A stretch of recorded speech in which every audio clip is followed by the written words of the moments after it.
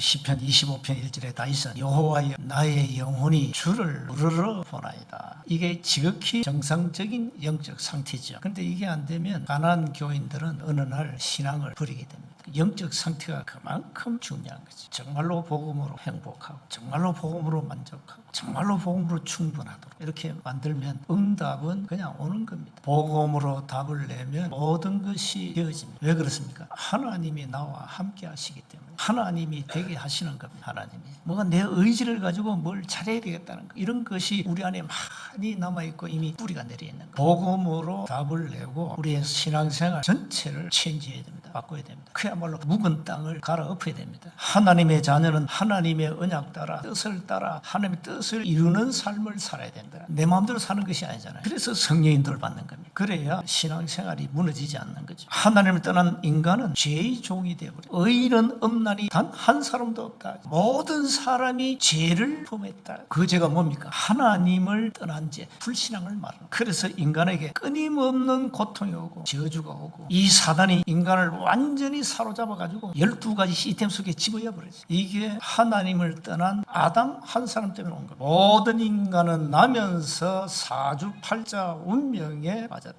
거기에서 빠져나오는 답을 주었다. 그 답이 바로 창세기 3장 15절 여자의 후손, 예언된 메시아가 이 땅에 오신 마태복음 16장 16절 그리스도. 그래서 예수님 이 땅에 그리스도로 오셔서 갈보리 산에서 십자가 지시고 죽음을 당했잖아요. 우리가 아직 죄인 되었을 때에 그리스도께서 우리를 위하여 죽으심으로 하나님께서 우리에 대한 자기의 사랑을 확정했다 그래요. 그래서 우리 인간의 모든 죄와 저주와 사단의 권세를 단번에 끝내버렸습니다. 누구든지 그리스도 예수 안에 있는 자에게는 결코 정잠이 없다. 죄인이 아니다. 이는 생명의 성령의 법이 죄와 사망의 법에서 너를 해방했다. 복음 제대로 알고 믿는 순간에 죄와 저주에서 즉시 빠져나오는 겁니다. 하나님을 만나는 길을 열고 죄와 저주에서 우리를 건져내시고 눈에 안 보이는 사단의 권세를 꺾으셨다. 은혜로 믿으면 구원이라는 선물을 받아요.